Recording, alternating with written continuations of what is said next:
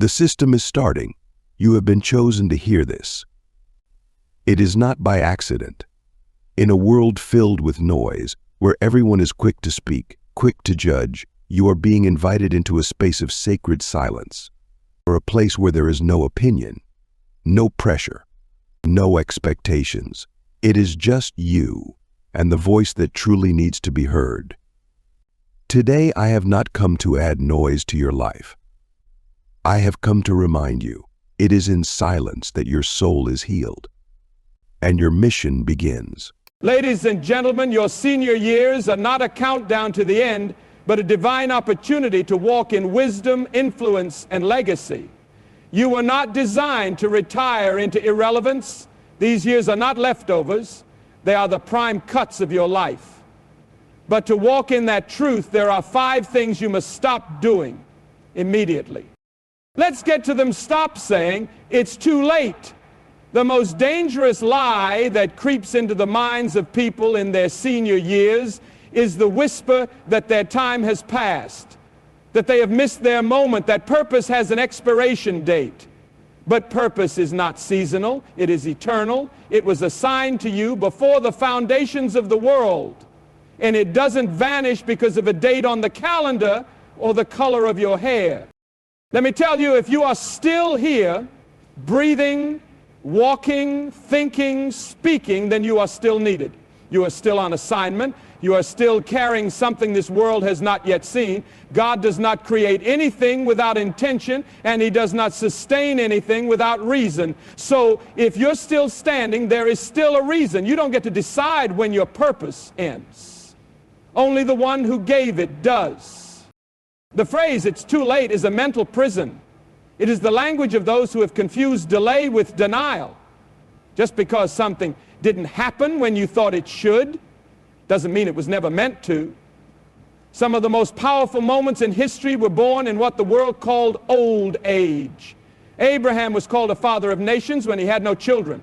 Moses led millions out of bondage when most people would have been preparing for death. Caleb took his mountain in his 80s. Purpose doesn't care about age, it cares about obedience. You see, the clock on the wall measures time, but it does not measure significance. A young person can live 100 years and still die full of potential, but a senior who rises up in their 60s, 70s, or 80 years with renewed vision can do more in 5 years of clarity than they did in 50 years of confusion. Your latter days can be greater than your former, but only if you stop bowing to the lie that your best days are behind you. You are not too old, you are too valuable to waste the time you still have believing a lie. When you say it's too late, what you're really doing is burying your calling in the graveyard of your excuses. But heaven is still waiting for you to finish what you were sent here to do. The earth is still groaning for the manifestation of your wisdom, your gifts, your voice. There are people connected to your obedience, people who will never rise if you don't speak. There are problems your hands were designed to solve, and there are younger generations that will never walk into destiny if they don't see you finish yours. You must shift your mindset. You must rise up in this season and declare that your time is not over. Your time is now. This is not the time to slow down into comfort. It is the time to speed up into significance. Don't count your years. Make your years count. Don't reminisce about what could be. Build what still can be. Stop saying it's too late and start asking what is still in me that the world has not yet seen. Because you're not here to fade. You're here to finish. You're not just growing old, you're growing wise. And your wisdom, when paired with purpose, becomes a force that hell cannot stop and history cannot ignore. Stop saying it's too late and stop living in regret. Those two lies work together like silent thieves, robbing people in their senior years of the richest season of their lives. The first tells you you're done, and the second tells you you've failed. Together, they convince you to sit down when you should be standing, to be quiet when you should be speaking, and to fade away when you were called to shine brighter than ever before. Let's set the record straight. Your age is not a curse, it's a credential. It's evidence that you've survived battles, endured storms, learned lessons, and gathered wisdom that only time can give. But none of that matters if you keep telling yourself it's too late to matter now. You don't need more years. You need more vision. Purpose doesn't retire. Vision doesn't fade with time. It fades with fear, with doubt, and with regret. Regret is one of the heaviest burdens a soul can carry. It ties you to a version of yourself that no longer exists. It chains you to past decisions, past relationships, past failures, and it blinds you from seeing the opportunities that still lie ahead. Regret says, if only. But purpose says, even now. The truth is you can't rewrite the past, but you can redefine its meaning. You can take the lessons and use them as fuel. You can turn pain into purpose. You can turn scars into strategies for someone else's healing, but you must stop rehearsing what you cannot change. Some of you are still angry about what didn't happen. The business that failed, the dream that didn't launch, the relationship that ended, the family that broke. And now you sit in your senior years, surrounded not by joy, but by what ifs. That is not the will of God for your life. The past is not your home, it is your teacher. Learn, but don't linger. Reflect, but don't rot. Use the past to inform your future, but never to imprison it. And yes, you've made mistakes, we all have, but grace is not limited by the calendar. Mercy doesn't expire. The same God who called you when you were young is still calling you now. He has not changed his mind about you.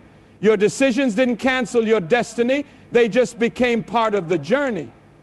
What you thought disqualified you may be the very thing that qualifies you to help someone else. You're not late, you're right on time for what's next. But to walk forward, you have to stop looking backward. You can't build your future with your face turned to the past. You've got to lift your head, open your eyes, and ask yourself, what is still possible through me? Because the moment you stop letting regret define you is the moment you start letting purpose refine you. You don't need to spend the rest of your life explaining your failures. Spend it expressing your wisdom. Let your story serve someone. Let your voice guide someone. You're not just a person with a past, you're a person with a future. And that future doesn't begin when you feel ready. It begins the moment you decide that what's in front of you is greater than what's behind you. So stop saying it's too late. Stop living in regret. You are not finished. You are not forgotten. You are not irrelevant. You are still here because you are still needed. Your time is not over. Your wisdom is not wasted. Your purpose is not paused. It is time to live again, love again, lead again, and walk with the fire of someone who understands. The best is not behind you. It's just been waiting for you to believe it. It is time to stop saying it's too late, stop living in regret, and stop withdrawing from the generation coming behind you. These are not just bad habits. They are spiritual assassins. They slowly kill your passion, your relevance, and your assignment if left unchecked. If you are still alive, then purpose is still pulsing in your bones. But you cannot move forward if your mouth keeps disqualifying you, your mind keeps accusing you, and your heart keeps hiding. Too many people reach their senior years and think the opportunity to make an impact has passed. Let me tell you, age does not disqualify you, it confirms you. The years you have walked are not a burden, they are evidence. Evidence that you carry wisdom. Evidence that you've overcome. Evidence that you have something younger people can't Google. The problem is, you've believed the lie that your time is done. It's not done. It's been waiting for the courage to rise again in you. Purpose never had an age limit. Some of the greatest movements in history were led by people who weren't starting out, they were finishing strong. Don't you dare bury your voice in silence just because your body moves slower. Don't you dare let your value shrink because culture is obsessed with youth. Heaven isn't counting your steps, it's watching your obedience. But to obey, you have to let go of regret. Some of you are still paralyzed by what you didn't do, what you lost, who you hurt, or how long you waited. You carry a quiet shame for opportunities missed and roads not taken. But I need you to understand, regret is only useful when it becomes wisdom. It becomes poison when it becomes identity. You are not what you didn't do. You are not your mistakes. You are what you decide to do now. Your past is not your name, it is a teacher. Learn the lesson, but stop living in the memory. The longer you live in regret, the more you dishonor the time you still have. Time is not your enemy, it's your resource, but it must be invested where it matters most. And where it matters now is not just in yourself, but in those coming behind you. This generation is not looking for perfection, they're looking for authenticity. They're not listening for flawless speech. They're looking for real voices that carry the weight of experience. Stop withdrawing. Stop hiding. Stop acting like they don't want to hear you. They are desperate for someone to look them in the eye and say, I've been there, and here's how I made it through. You weren't meant to be a monument. You were meant to be a mentor. You weren't created to quietly observe, you were called to actively impart. Your scars are sermons. Your pain is a pathway. Your wisdom is wealth. And every moment you withhold it, someone else suffers without it. You may think the younger generation doesn't care, but that's not true. They just haven't heard your story yet. They haven't seen your tears turned into testimony. They haven't had the chance to drink from the well you've spent decades digging. So rise up, not just for yourself, but for them. Refuse to be silent. Refuse to be sidelined. Refuse to believe that your days of impact are done. You are a living legacy, and legacy doesn't retire, it multiplies. There is more in you to give, and there are people waiting to receive it. Let go of the lie, let go of the regret, and let your voice come the bridge someone else can walk across. It's not too late. It never was.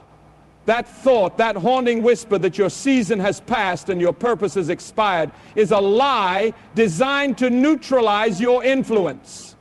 You are not on the sidelines of life. You are still in the game, and the scoreboard has not locked in your final score. Age is not your enemy, it's your evidence. Evidence that you've been tested, that you've endured, that you've seen what others have yet to face, and you've survived. So you must stop saying it's too late, because that belief will shut down what God still wants to do through you. But to walk forward, you must also stop living in regret. Regret keeps your eyes fixed on what was, not what is. It's a trap that sounds noble. After all, we all have things we wish we'd done differently. But if you stay in that space too long, you begin to wear the past like a label. You start living from regret instead of learning from it. And that's not living, that's replaying a closed chapter. The only thing regret is good for is wisdom. Once you've learned the lesson, you've got to leave the weight. You can't carry your calling and your shame at the same time. There's still more ahead. But to walk in it, you need to see that the next generation is not a replacement. They are your responsibility. Too many elders withdraw quietly, thinking they have nothing to offer. That is a costly mistake. What you've lived through, what you've learned, what you've overcome, those things are the gold this younger generation desperately needs. They are scrolling through screens looking for answers while you're sitting on a lifetime of truth. They don't need you to be perfect. They need you to be present. You don't have to know all the trends, all the slang, all the tech. Just be real. Be available. Be wise. Your presence can become their protection. Your voice can save them from mistakes they don't have to make. But hear this. Your words carry weight only if your life aligns. And that brings us to the one thing so many ignore until it's too late: your health. You cannot fulfill your assignment if your body is broken. Your purpose requires energy, it requires movement, it requires clarity of mind, strength in your limbs, breath in your lungs. Stop treating your health like an afterthought. Steward it, honor it, discipline it. This body you're living in is not just flesh. It's a vessel of divine destiny. You wouldn't neglect your car if you had a long journey ahead. So why neglect the one vehicle you can't replace? This is not about vanity, it's about vitality. There are places you still need to go, people you still need to impact, stories you still need to tell. And if your health is failing because of avoidable neglect, then you're robbing the world of the best of you. Make better choices, not for comfort, but for calling. Eat to live, not just to enjoy. Move your body so it stays ready. Rest your mind so it stays sharp. You are not too old to live well. In fact, living well is your statement to the world that you still have something to say. So stop shrinking, stop hiding, stop dismissing your significance. You are still needed, still chosen, still capable. Don't let your age define your limits. Let it define your depth. Don't let regret paralyze your potential. Let it purify your wisdom. Don't withhold your voice. Someone's future is tied to it.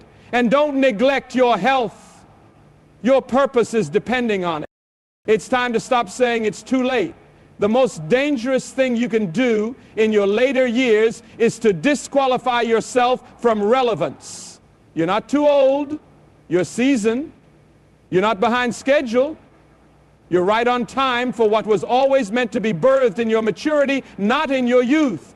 Purpose doesn't expire. As long as you have breath in your lungs, you have an assignment in your hand. Stop allowing the passing of time to convince you that your impact is behind you.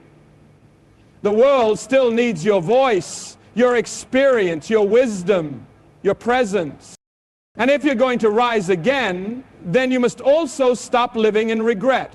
Too many seniors are paralyzed by the what-ifs of their past. Regret is a cruel weight. It drags your soul into rooms that no longer exist. You can't fix yesterday, but you can learn from it. Every mistake, every delay, every detour can be redeemed when it becomes a lesson rather than a life sentence. You don't owe the world perfection. You owe it honesty and growth. Use your past as a bridge, not a prison. Let what hurt you mature you, but never let it mute you. Part of healing from regret means refusing to isolate yourself from the very people who need what you've walked through. You have to stop withdrawing from the next generation. They are not uninterested. They're uninformed. They haven't seen you. They haven't heard your story. Don't assume your silence is humility. Sometimes it's neglect. Your wisdom is a resource. Your testimony is a lifeline.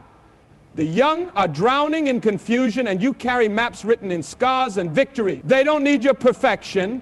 They need your presence. You don't need a platform. You just need to show up. But if you're going to show up, you have to take care of the body that carries your calling. You have to stop ignoring your health. These later years are not a time to relax into physical decline. They are a time to steward what remains. Your energy matters. Your clarity matters. Don't pray for purpose while neglecting the body that delivers it.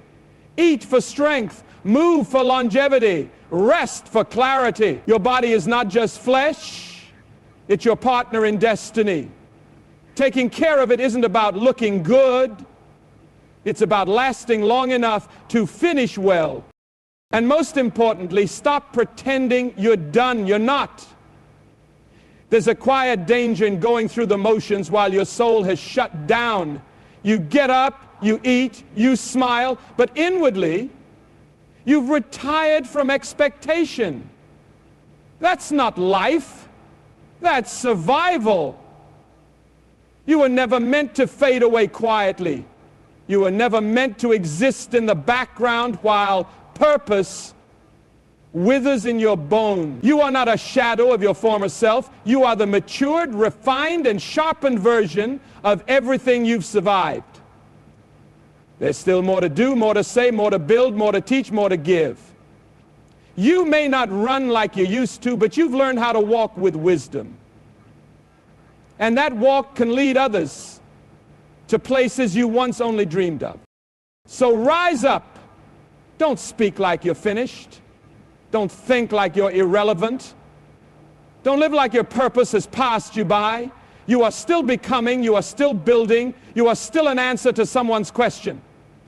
Don't let your silence rob the world of your voice. Don't let your age become your excuse.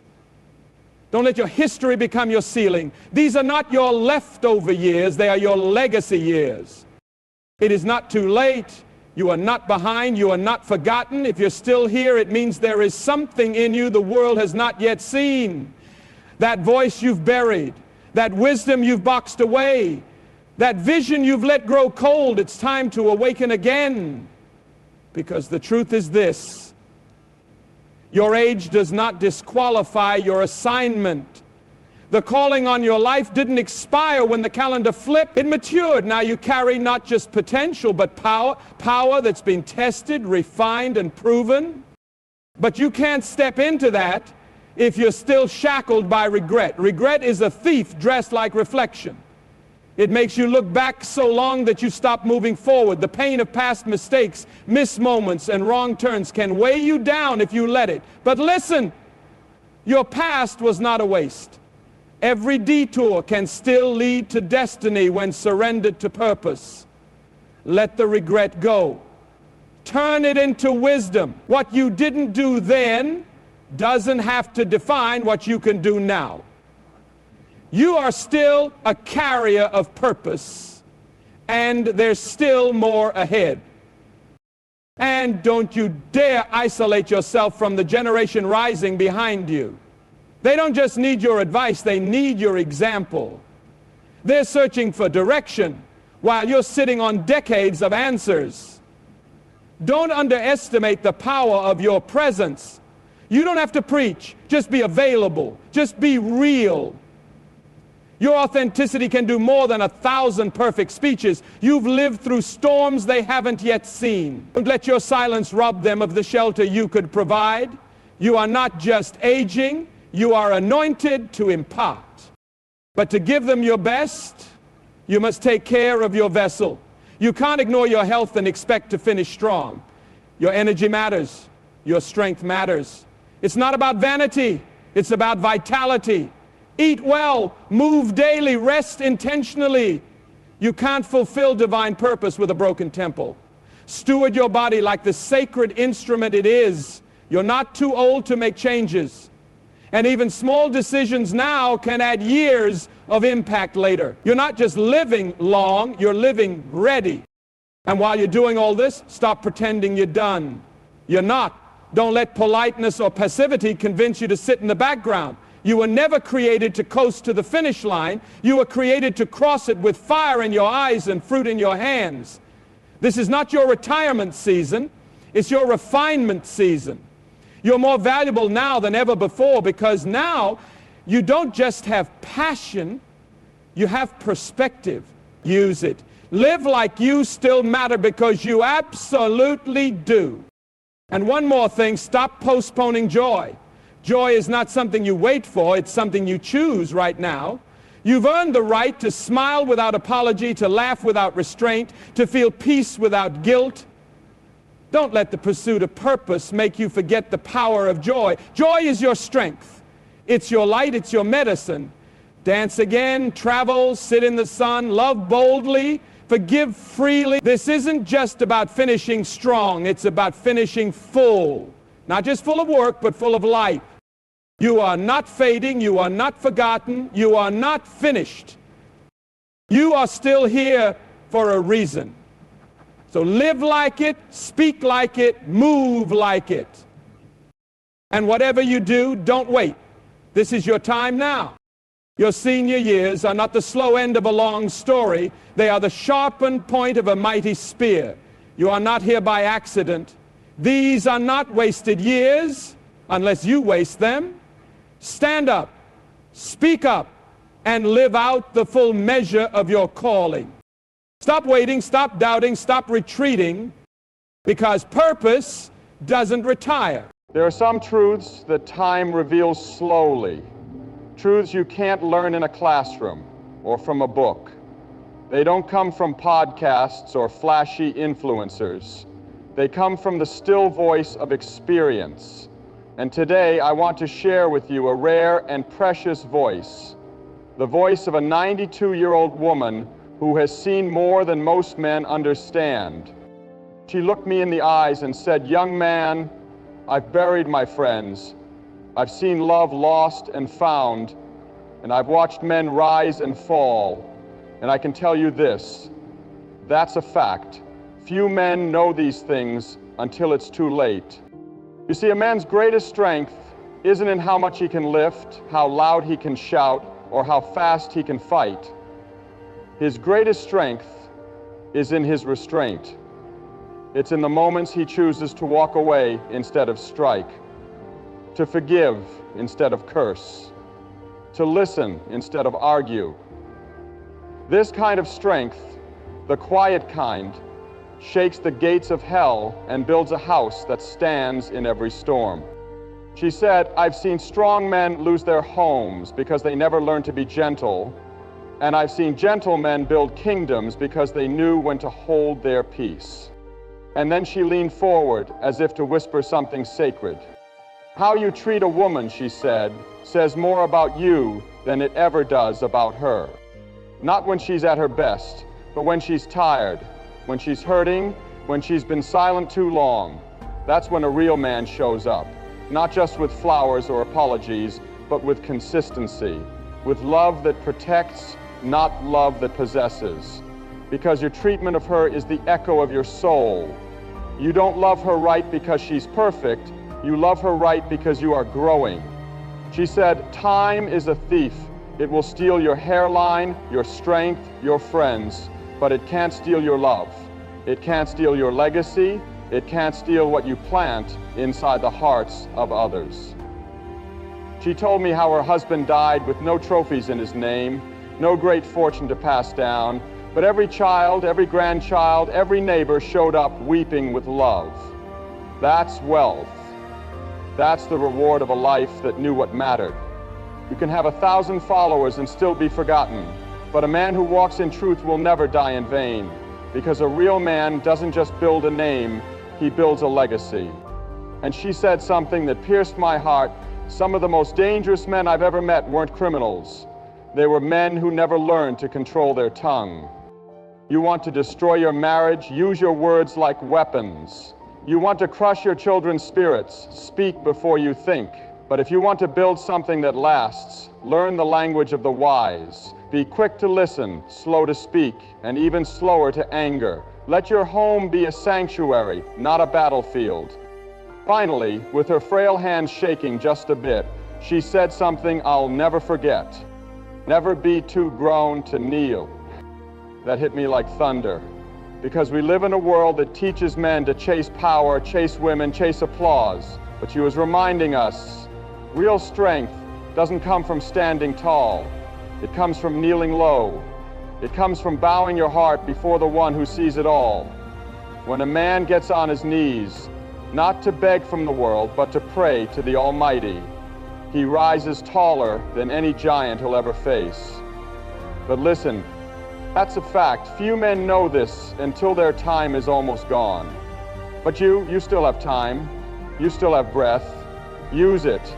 Love better. Speak gentler. Walk humbler. And never forget the words of that old woman, because in them lies a wisdom this world has forgotten. And now it's your turn to remember. A man's greatest strength is not in the width of his shoulders or the size of his fists. It's not measured by how much weight he can lift or how fiercely he can fight. No, real strength, the kind that shapes nations and builds homes, is found in something far quieter, far deeper. It's in restraint. The world teaches men to dominate, to conquer, to always have the last word. But the wise man, the man of true substance, knows that just because you can say something doesn't mean you should. Just because you have the power to strike doesn't mean you have the right. Restraint is the mark of maturity. It takes a strong back to carry weight. but it takes a stronger heart to carry offense and not retaliate. Think about the storms of life, the arguments, the tension, the heat of misunderstanding. Any man can explode, any man can react, but it takes strength to hold your tongue when you're provoked. It takes strength to walk away from a fight you know you could win. It takes strength to pause, breathe, and respond in love when everything in you wants revenge. This kind of man, the restrained man, isn't weak. He's dangerous in all the right ways. He doesn't need to prove himself to the world because he's already conquered the greatest battlefield, his own emotions. He's mastered self-control, and that, my friend, is strength no gym can teach. The man who can lead with peace even when chaos surrounds him, the man who can remain calm in the middle of insult, the man who chooses to forgive instead of destroy, that man is rare. That man is powerful. That man leaves a legacy. Because restraint isn't cowardice, it's courage under control. The way you treat a woman is not just about romance, chivalry, or cultural tradition. It's a reflection of who you are deep within. It reveals the condition of your soul, the quality of your heart, and the depth of your understanding as a man. You see, anyone can open a door or buy a gift, but it takes something far greater to honor, protect, and truly value a woman. Not just in public, but in private. Not just when she agrees with you, but when she's hurting, when she's tired, when she's silent. A man who treats a woman with dignity, patience, and care is a man who has made peace with his own identity. He doesn't see her as beneath him or as something to control, but as someone to cherish. A divine trust, not a possession. Because if a man is harsh, condescending, or dismissive, it doesn't say much about the woman. It says everything about the storm raging inside him. The soul of a man is revealed in how he responds when he's challenged by her emotions. Can he listen when she's crying? Can he remain calm when she's overwhelmed? Can he humble himself when he's wrong? These are not signs of weakness, they are signs of strength. Strength rooted in a soul that has learned what love really means. Because love is not loud. Love is not about dominance. Love is about presence, sacrifice, gentleness, and truth. And when a man learns to love a woman well, not perfectly, but consistently, he reveals that his soul has been shaped by something greater than ego. He shows that his heart has been molded by compassion, by wisdom, and by the quiet conviction that how you treat a woman is how you honor the one who created her. You don't treat her right because she always deserves it. You treat her right because you are accountable, because your soul is anchored, because real men don't need to belittle in order to feel strong. They uplift, they speak life, they protect with grace, not fear. And when that kind of man walks into a woman's life, he doesn't just change her day. He restores her trust, her hope, and her faith that good men still exist. And that speaks volumes about his soul. Time is a thief. It slips through your fingers quietly, without warning and without apology. One moment you're chasing dreams, and the next you're looking back, wondering where it all went. It doesn't ask for permission, and it never slows down for anyone. Youth fades, strength fades. Even the people you love most will one day be memories. That's the truth many don't realize until they've already lost what they've thought they'd always have. You can spend your whole life running after things that time will take. Money, status, validation from others.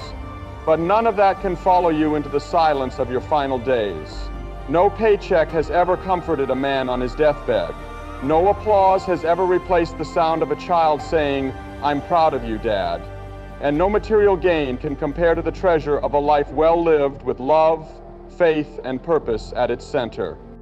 The elderly woman said it best. I buried my husband, not his car. I kissed his forehead, not his bank account.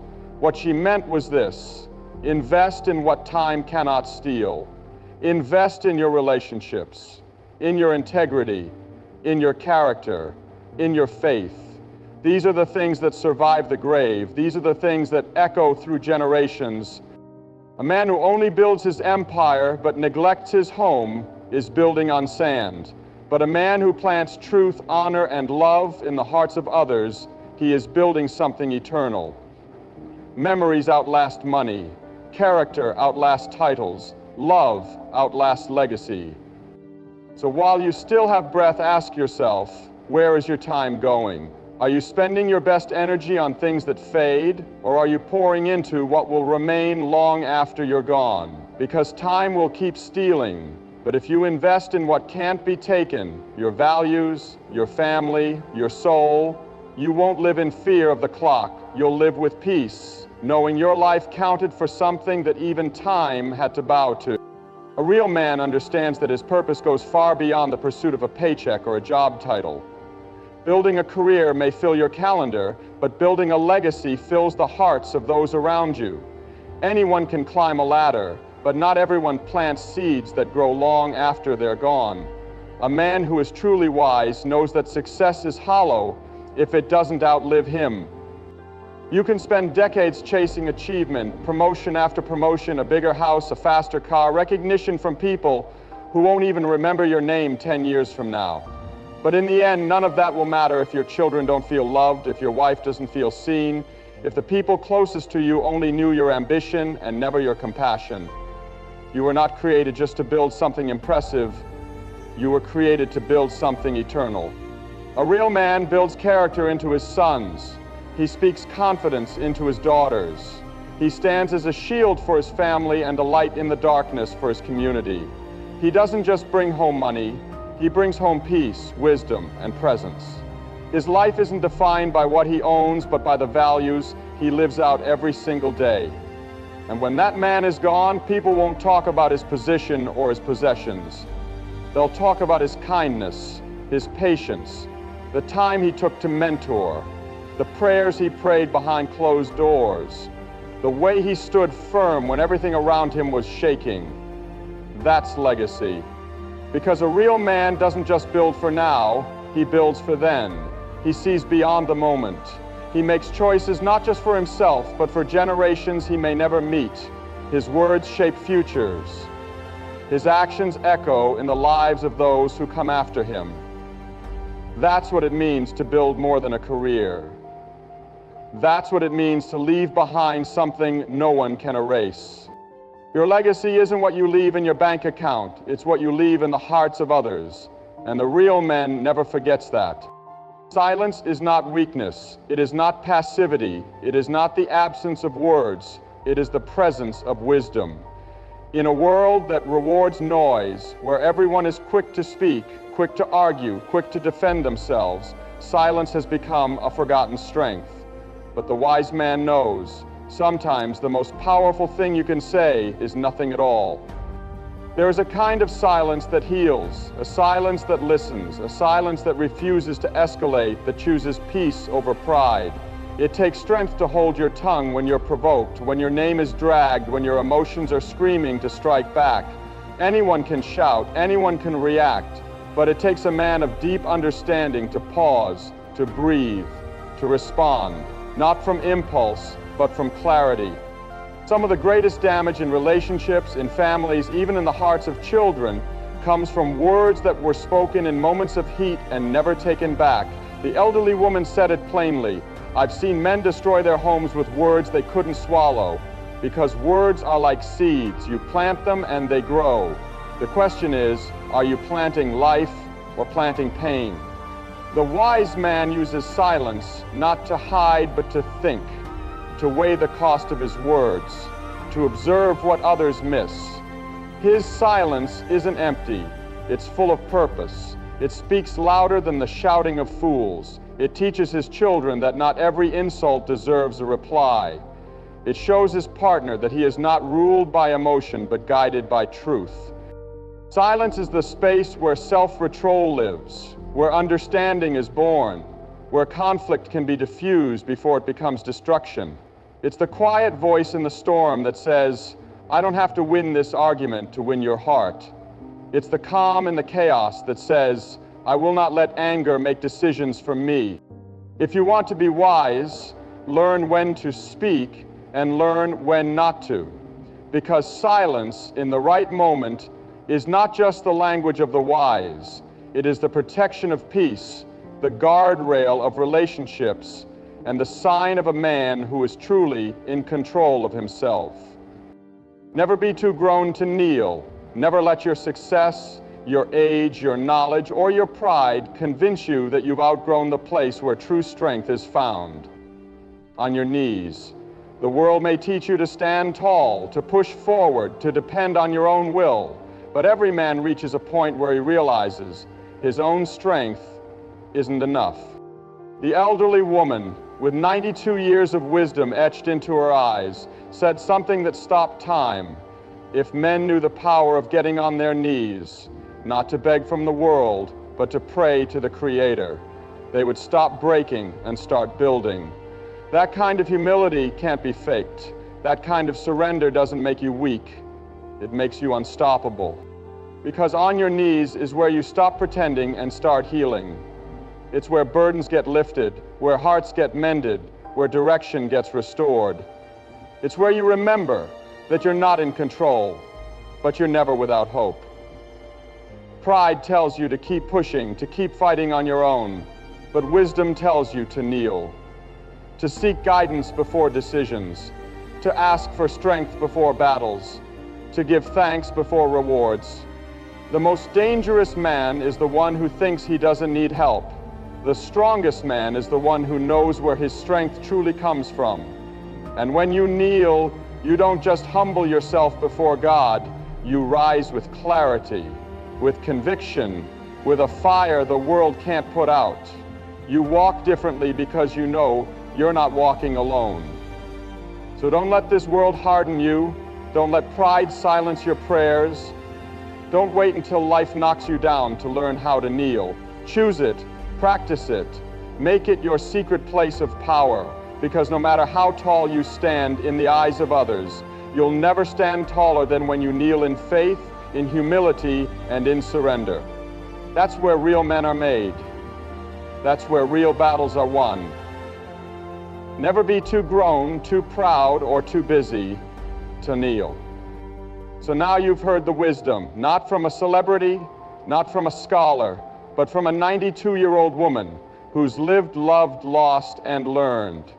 A woman who's seen generations of men rise and fall, and who holds in her fragile hands the kind of truth this world desperately needs to hear. And what did she say? That a man's strength is not in his fists, but in his restraint. That the way he treats a woman reflects the health of his soul. That time is a thief, and only what is eternal will last. That a real man doesn't just chase titles, he builds a legacy. That silence, when chosen with wisdom, is more powerful than shouting, and that the greatest power of all is found not in standing tall, but in kneeling low. These aren't just lessons. They're warnings. They're invitations. They are reminders that manhood is not about control, but about character. Not about power, but about purpose.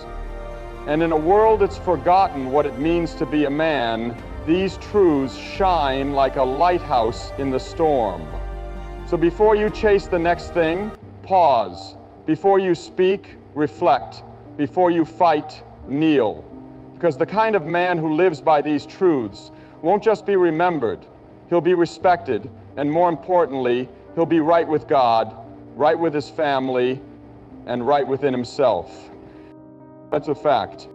Few men know this, but now you do. So go live it.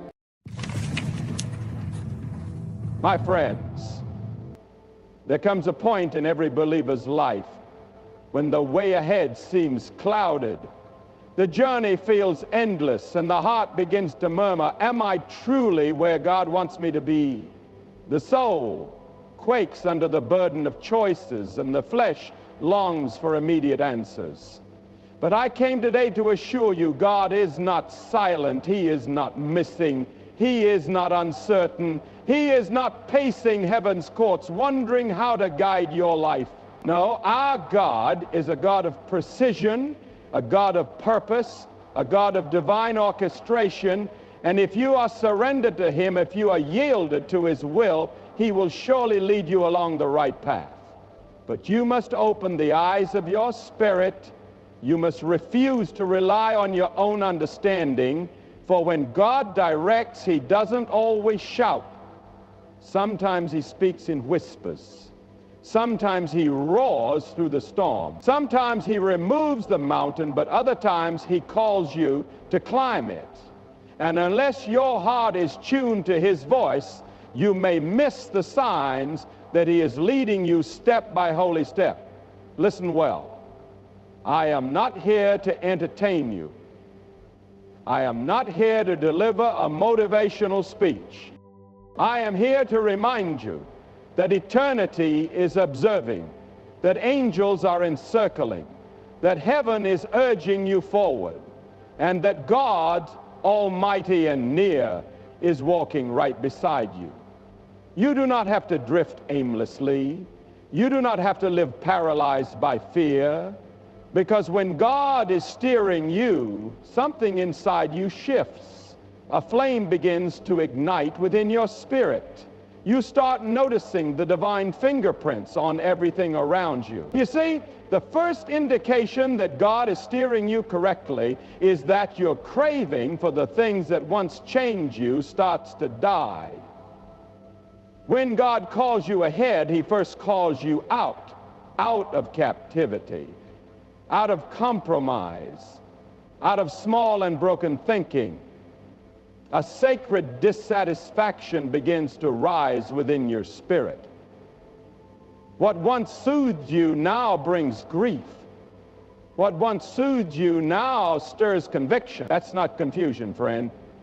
That's the Spirit of God purifying you. That's the blaze of holiness, consuming the things that cannot follow you into your next chapter. Understand this. God doesn't bless who you pretend to be. He blesses who you are becoming, and when he leads, he removes anything that challenges his voice. So don't mourn over what he strips away. Don't clutch the things he prunes. Trust the pruning, because it proves the gardener is working. And here's something else. You begin to experience a peace that defies all logic. I'm not talking about fleeting calm. I'm not talking about a quiet moment. I'm speaking of a peace that steadies you when the tempest rages, a peace that anchors you when the winds of life howl. That peace is not natural, it's supernatural. It's the touch of God resting in your heart. And you will know deep within your spirit, I am exactly where I'm meant to be. Some people won't understand it. Family may question it, friends might leave, but you will stand in unshakable assurance, because you are no longer walking by sight, you are walking by faith. Oh, hear me now. When God leads, opposition will surely arise. Do not for 1 second confuse resistance with being on the wrong path. The enemy doesn't waste his attacks on what poses no threat. If all of hell seems to be coming against you, it's because heaven is standing firmly behind you. Some of you are walking through intense trials, not because you've done anything wrong, but because you're finally stepping into what's right. That battle you're fighting, that spiritual warfare you're sensing, is not condemnation, it's confirmation. God is strengthening you. He's expanding your faith. He's preparing you for promotion. Don't flee from the battle. Stand firm in it. Pray through it. Worship right in the middle of it, because the presence of pressure is a signal that breakthrough is near. Let me tell you something else. When God is directing you, divine alignment starts showing up. I'm not talking about surface friendships. I'm talking about people assigned by heaven to sharpen you, to stretch you, to pull greatness out of you. Destiny connectors, encouragers who breathe life into your dreams when the world speaks doubt. And sometimes they're there for a season, sometimes for a lifetime. But when they arrive, you'll sense it. There's a spiritual resonance. There's heavenly confirmation. You feel known. You feel strengthened. You feel seen. That's not by chance. That's covenant. That's divine architecture. And don't miss this. When God is steering you, doors will open that no human hand can close. I mean, doors you didn't knock on, opportunities you couldn't have arranged, favor you couldn't have earned, provision you didn't even know to pray for. That's not random. That's the hand of the Lord. That's heaven's signature over your assignment. But listen carefully. When those doors swing open, don't let pride sneak in. Don't you dare think it was your skill or your charisma or your influence. It was grace. It was a mercy. It was the invisible hand of God parting a path where there was none. So step through that door with humility. Step through with assignment burning in your spirit. Step through knowing you've been commissioned. And hear me now, because someone needs this reminder. When God is truly leading you, your faith rises above your emotions. You stop being tossed around by fleeting feelings. You stop living by what you see and start standing firmly on what he said. A deeper maturity begins to form. You start responding instead of reacting. You start declaring instead of doubting. You start lifting your hands in worship, even when your heart is hurting. That's not you being fake. That's you being filled. Filled with fire, filled with power, filled with holy authority. Because God didn't call you to a life of lukewarm comfort. He called you to live with boldness, to carry his presence, to proclaim his truth, to radiate his light. And when you start doing that consistently, that's your confirmation that you're not lost. You're moving forward. You're advancing with purpose, fueled by divine direction. But there's more. When God leads, he seals it in your spirit. You may not have every answer. You may not see the full map ahead, but deep inside you'll know this is the way. This is righteous.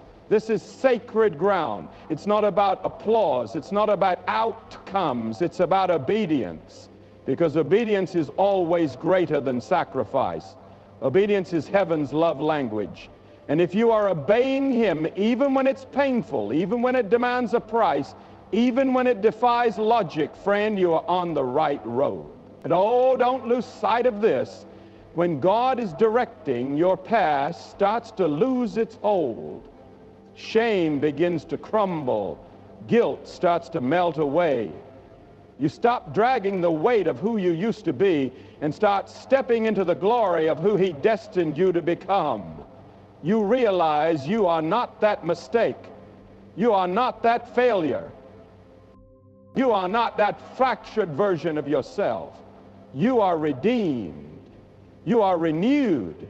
You are a new creation. And the enemy despises it because he knows that once you start marching in the right direction, you become a serious threat to his dominion. You become a beacon in the darkness. You become a voice crying out in the wilderness. You become a vessel of divine fire. There's a blaze in your bones when God is leading. There's an urgency, a sense of divine assignment. You can't sit idle anymore. You can't stay silent. You can't be content with small dreams and shallow living. Something inside of you starts crying out for more of his presence, more of his purpose, more of his power. That's not ambition, that's anointing. That's the Spirit awakening you. That's heaven stirring you. That's God declaring, I'm not finished with you. I'm just getting started. So let the doubters sneer. Let the crowd walk away. Let the path get narrow. Because if God is guiding, you lack nothing. If God is leading, you fear nothing. If God stands with you, no one can stand against you. And I came to proclaim over your life, keep walking, keep trusting, keep praying, keep believing, because every step, every tear, every battle is molding you. God never wastes your pain. He uses it to push you into purpose. And hear me well, when God leads you on the right road, The enemy will unleash distractions disguised as opportunities. Yes, the devil doesn't always show up in red with a pitchfork. Sometimes he arrives dressed as everything you once asked for. That's why you must have discernment. That's why you must stay grounded in prayer. Because not every open door is divine. Not every smiling face is a friend. Not every good thing is a God thing. You must test the spirits. You must filter every offer, every relationship, every invitation through the presence of the Holy Spirit. Because when you're on the right track, hell trembles. Demonic forces are assigned to detour you, to delay you, to seduce you with comfort and compromise. But when you know your identity, when you're walking in sync with the Lord, you won't be swayed by glitter. You won't be deceived by flattery. You won't be rattled by pressure, because you're not chasing success, you're pursuing the Savior. And when you follow him long enough, the very atmosphere around you begins to shift. You start to walk in holy confidence. You begin to pray with boldness. You move with divine authority, and you stop apologizing for your anointing. You stop shrinking yourself to make others comfortable. You stop downplaying your calling as if it isn't real, because the same Spirit that raised Christ from the grave lives inside you.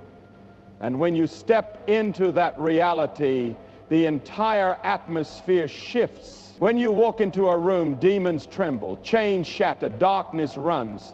Not because of who you are, but because of who goes with you. You see, the world insists that clarity must come before action. But in the kingdom of God, obedience comes before understanding. Sometimes you won't see the path until you start moving. Sometimes the Red Sea won't divide until you lift your staff. Sometimes the manna won't rain down until you venture into the wilderness. And if you wait for certainty before you act, you'll stay stuck, you'll miss the miracle. Because God doesn't hand out detailed blueprints. He gives whispers. He sends nudges. He offers simple instructions like go, stay, speak, or wait. And every act of obedience uncovers a little more. He brightens the next step a little further. But if you refuse to move until you fully understand, you'll be trapped in a place God only meant for you to pass through. So let me speak life into you right now. Stop waiting for confirmation to do what God has already commanded. Stop doubting a word heaven has already settled. Stop acting like you're unsure when the anointing on your life is unmistakable. You've been called, you've been chosen, you've been empowered, and the path he has you on isn't random, it's righteous. It might not be simple, but it's sacred. It might not be celebrated, but it's significant. It might not be comfortable, but it is Christ-directed. And yes, sometimes the right road will feel like the wrong place. Sometimes it will take you through the valley of shadows. Sometimes it will feel like rejection, abandonment, even deep loneliness. But don't be fooled by fleeting emotions. Be rooted in what God has spoken, because God does some of his most powerful work behind the scenes. He shapes you in the silence. He prepares you in hidden places. He strengthens you in seasons of waiting. So don't curse the cave. Don't despise the detour. It's not punishment, it's preparation. It's not delay, it's development. He's teaching your hands how to war. He's training your heart to trust deeper. He's refining your motives. He's ensuring you can carry the blessing you asked him for. And after you've walked closely with him for a while, you'll begin to realize even the closed doors were gifts. Even the prayers he didn't answer were protection.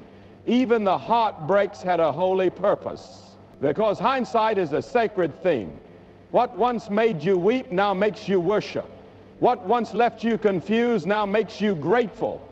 That's when you know you're walking the right way. When your pain transforms into praise. when your wounds turn into weapons, when your scars become your story. That's the unmistakable fingerprint of God. Now listen carefully. When God leads you, expect to be misunderstood. People will look at your life and say you've changed, and they'll be absolutely right.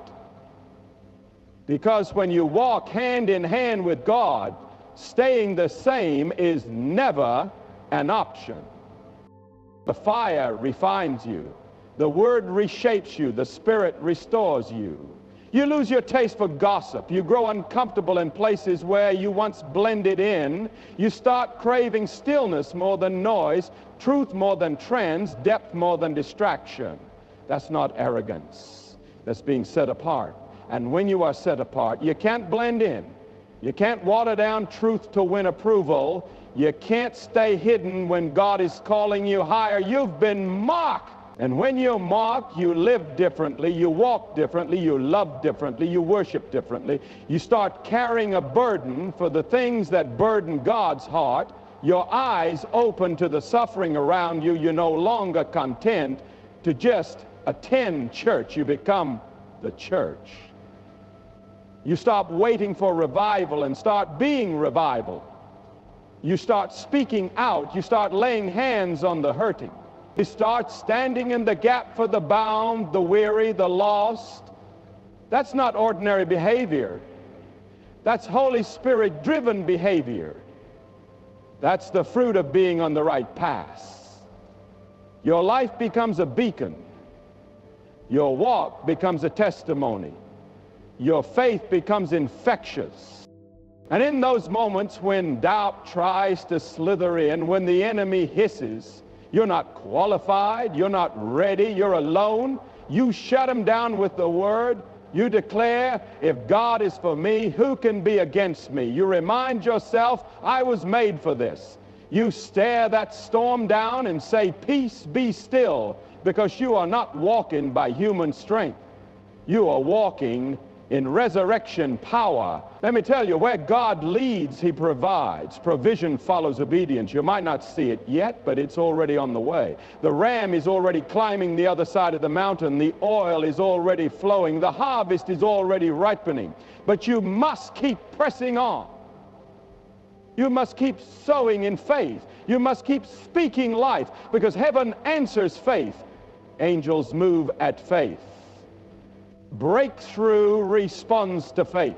And when you walk by faith, you step into the miraculous. You live not by man's opinion, but by God's promises. So let the cynics laugh. Let the critics chatter. Let the doubters scoff. Because while they're talking, you'll be marching. While they're questioning, you'll be conquering.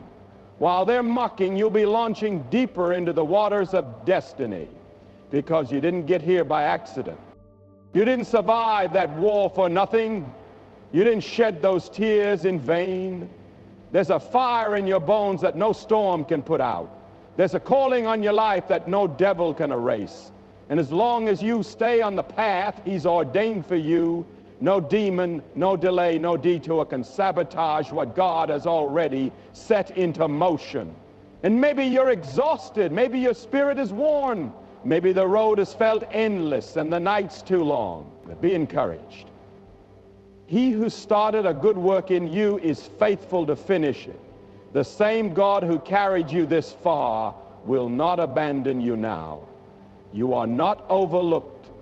You are not forsaken. You are not wandering. You are led, guided by the one who knows the ending from the beginning, led by the shepherd who leads the 99 to rescue the one, directed by the Father who finds joy in ordering your every step. So lift your head high, square your shoulders back, plant your feet firmly on the rock that cannot be shaken, and declare with everything inside you, I am walking the right path. I may not have all the explanations, but I hold the word. I may not see the full landscape, but I stand on the promise. I may not know the details of tomorrow, but I trust the one who already holds it. And if God is with you, then no valley is too deep, no mountain too impossible, no devil too fierce, and no weapon formed against you can succeed. Now hear me. When God is leading you in the right direction, He will often strip away things you once clung to just to reveal that all you ever truly needed was Him. He will remove your crutches, crush your idols, and dismantle the scaffolding you've built around your faith. Not to harm you, but to refine you. Because the right road doesn't always look like addition. Often it looks like subtraction. It looks like surrender. It looks like trusting blindly. It looks like stepping out onto stormy waters while the winds rage. And the real question heaven is asking isn't, can you walk when it's easy, but can you trust me when it's hard? Because a faith that only works in comfort isn't real faith. Authentic faith is forged in the fire. True faith is proven in trials. Unshakable faith is revealed under pressure. You won't truly know who your God is until you find yourself backed into a corner with no backup plan, no safety net, no human help, and then heaven moves. Then chains snap. Then prison doors swing open. Then your midnight is turned into morning. And that's when it becomes clear that the right path is rarely the painless one, but it is always the powerful one. And listen carefully. When God is steering you, you will begin to feel a hunger you can't explain. A hunger for righteousness, a hunger for holiness, a hunger for more than what this world can satisfy. It's the divine unrest. You'll notice the things that once entertained you now feel empty. The conversations that once intrigued you now weigh heavy on your spirit. The places you once ran toward now seem strange. That's not something broken in you. That's something being made whole. It's a sign you're being transformed. It's evidence your spirit is awakening. It's your soul reaching for deeper waters in God's presence. And when you find yourself there, don't resist it. Lean into it. Because that longing is sacred. That thirst is holy. It's the Spirit beckoning you closer into intimacy with the Father. He's whispering, come apart with me, turn down the noise, step away from the crowd, meet me in the secret place. That is where vision is birthed. That is where strength is revived.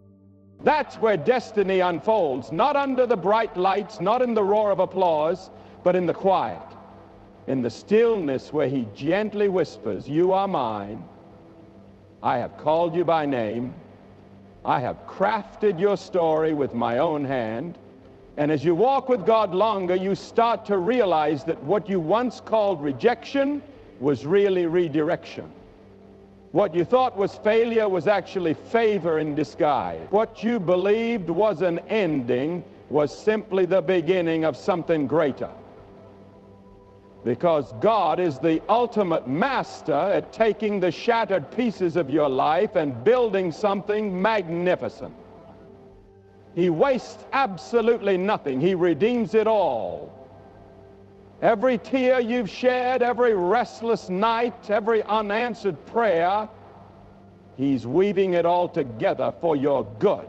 You may not recognize it now, but one day you'll look back and say, if that door hadn't slammed shut, I wouldn't be standing here. If they hadn't left, I wouldn't have stepped into my destiny. If that storm hadn't come, I wouldn't know the strength of my God. And hear me on this. When you're truly walking the right path, you will start attracting the right warfare. Yes, the right kind. Because certain devils only rise up against certain destiny. The higher the calling, the hotter the fire.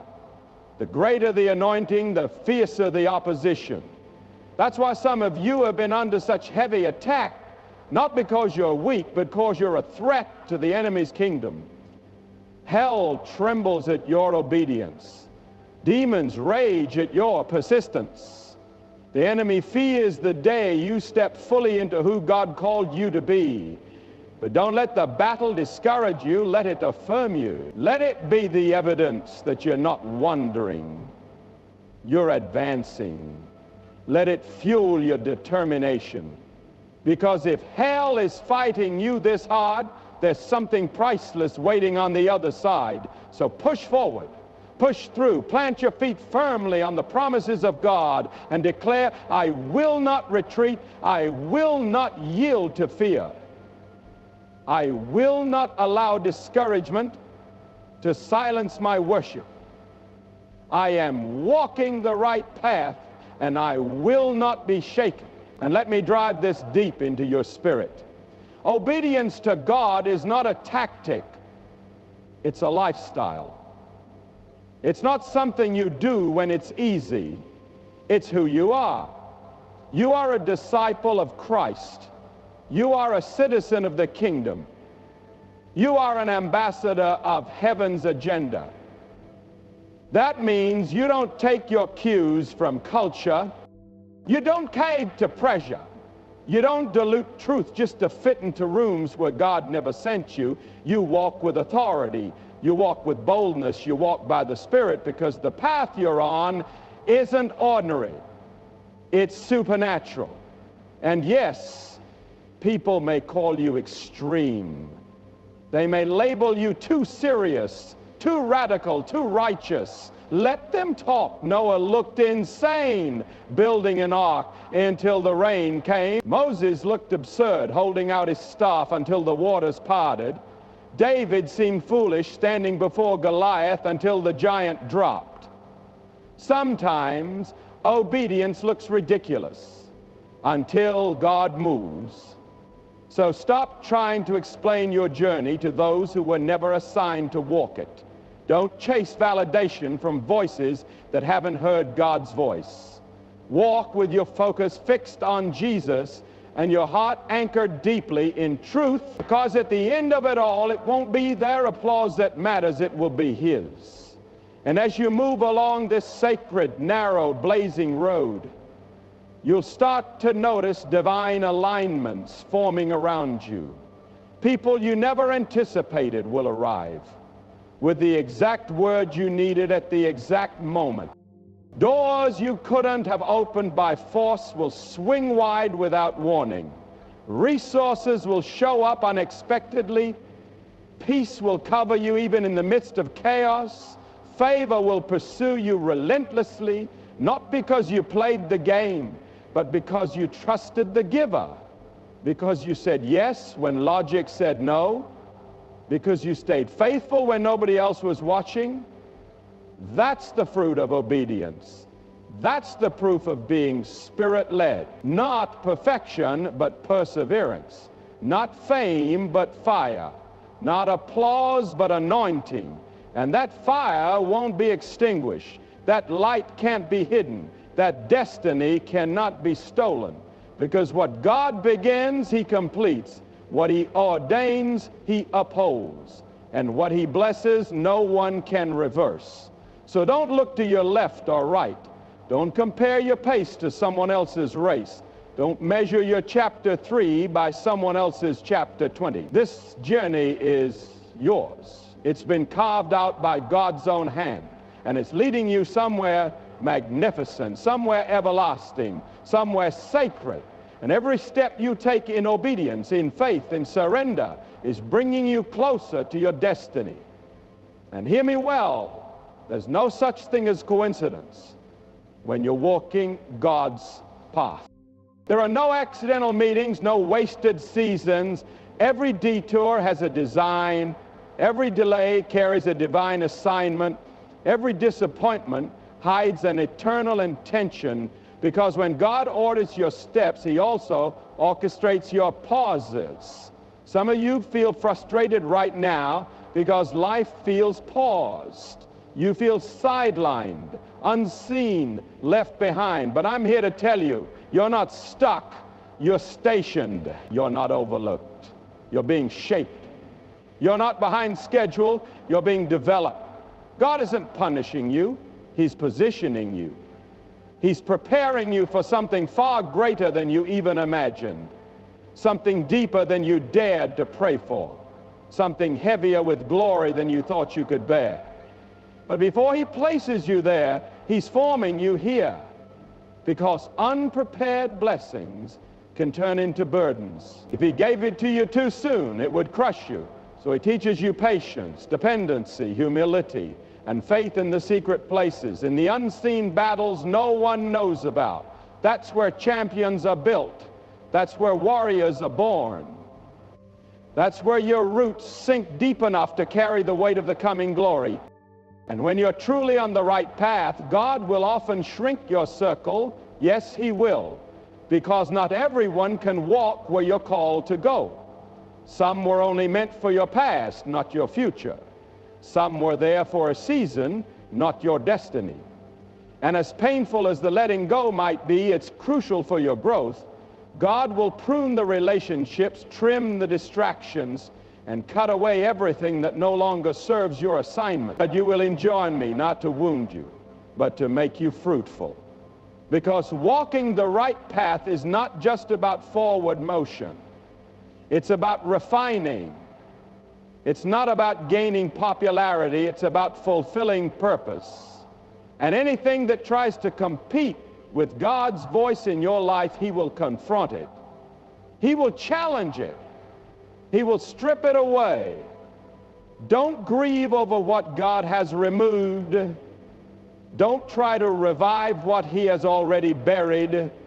Chase after what he's asking you to leave behind. The way ahead demands focus. It demands discipline. It demands that you travel light. You cannot step into your new season dragging the baggage of the old one. You cannot carry resentment, fear, pride, or offense and still expect to soar. Lay it all down. Surrender it, because where God is leading you, you can't afford to be weighed down. You must be free. And when you walk in full surrender, when your heart yields completely to him, you'll notice something extraordinary. A peace will overtake you that defies human understanding. That's one of the greatest signs that you're on the right track. A divine calm will flood your spirit, even when chaos rages around you. You'll have peace in the middle of storms, peace during conflicts, peace in the seasons of waiting. Not because the circumstances are easy, but because your Savior is close. You won't just know about him, you'll truly know him. His presence will become your anchor. His voice will be your guide. His word will become your daily sustenance. And suddenly, the noise of this world will lose its power over you. The approval of people won't dictate your peace, because you've encountered the living God, and nothing else can satisfy. As you keep walking, the old things will start falling away. Old patterns, old fears, old ways of thinking, they will break off, not by your own striving, but through the Spirit of God renewing you day after day.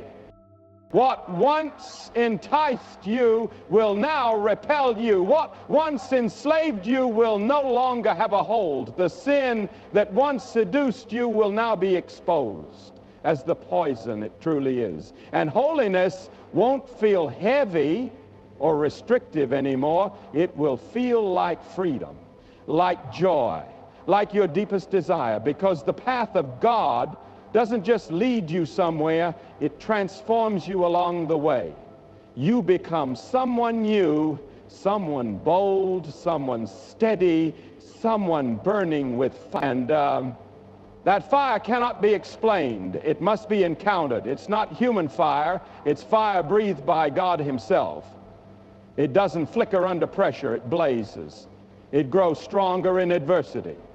It spreads through your words, your prayers, your presence. And people around you will notice. They'll say, there's something different about you. And you'll smile because you know it's not you, it's Christ in you, the hope of glory. You see, God doesn't just want to lead you to a destination. He wants to shape you into a vessel of his power, his truth, and his love. And when you are fully surrendered to him, nothing will be impossible. You'll pray and watch mountains move. You'll speak and watch chains break. You'll walk into places and darkness will flee, not because of who you are, but because of whose you are. As a child of the Most High God, you are chosen, you are appointed, you are covered, you are sent. And there's no demon in hell that can stop a child of God who knows they are walking in divine purpose. No man, no weapon, no storm, no lie can undo what God has spoken over your life.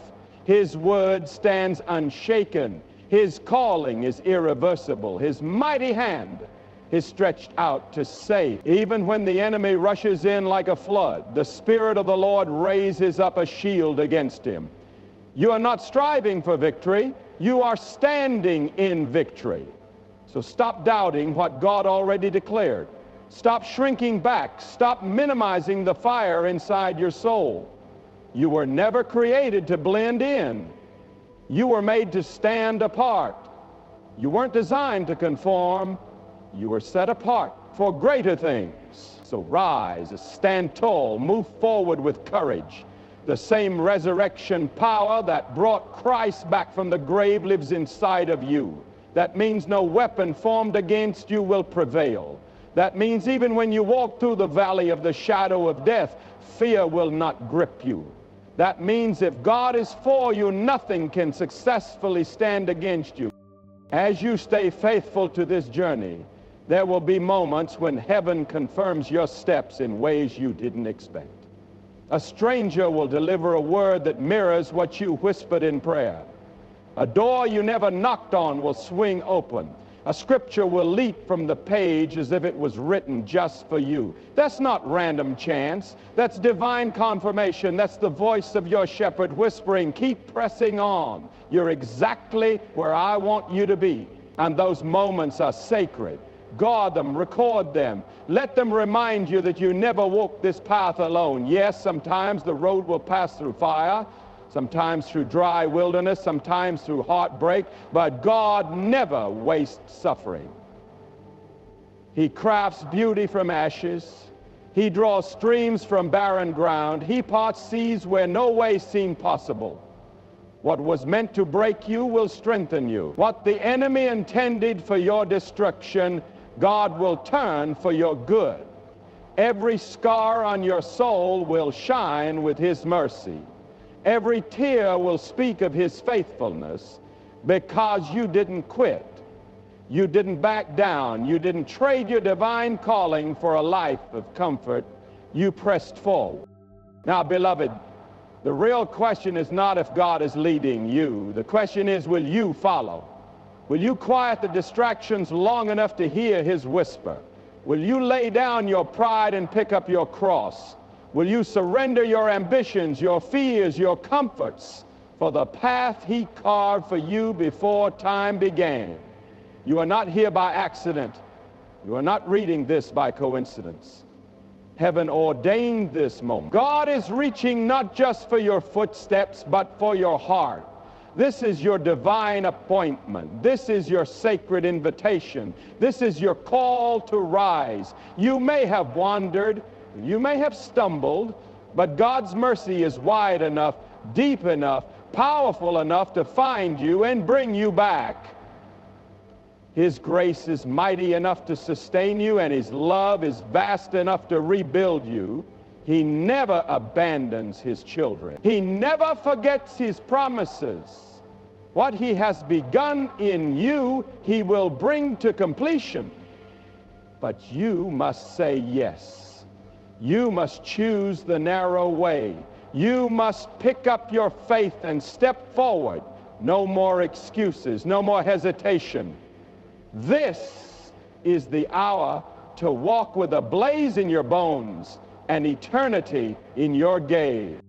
This is the season to throw off every chain and run your race with fierce determination, to step into every space knowing the Spirit of the living God stands with you, to proclaim truth when it costs you something, to extend love when it's uncomfortable, to forgive even when it cuts deep, and to follow Him even when the world screams for you to turn back, You may not feel prepared, but God doesn't call the prepared. He prepares the ones He calls. He equips the surrendered. He empowers the yielded. He anoints the willing. And if He led you to it, He will lead you through it. So move forward, child of God. Walk with your head lifted high and your heart grounded in His promises. Walk as one who has been chosen, redeemed, and set apart. Walk as one who knows heaven backs every step you take. And when the enemy tries to shake your confidence, remind him that you do not walk alone. You walk in the brilliance of the King of Kings. You move with angels guarding your way. You walk with purpose thundering through your veins. You walk with resurrection power breathing inside of you. Don't glance back. Don't slow your pace. Don't diminish your flame to make others comfortable. Burn brightly, stand firmly, speak courageously, love relentlessly, because this world doesn't need more people fading into the background. It needs sons and daughters bold enough to follow God wholeheartedly, whatever the cost. This is your moment. This is your summons. Heaven is cheering, hell is trembling, and all of creation is waiting to witness what you will do with this path set before you. Will you rise? Will you follow? Then go with fire in your heart and glory in your steps. Because when God is leading, the road may not always be smooth, but it will always be worth it.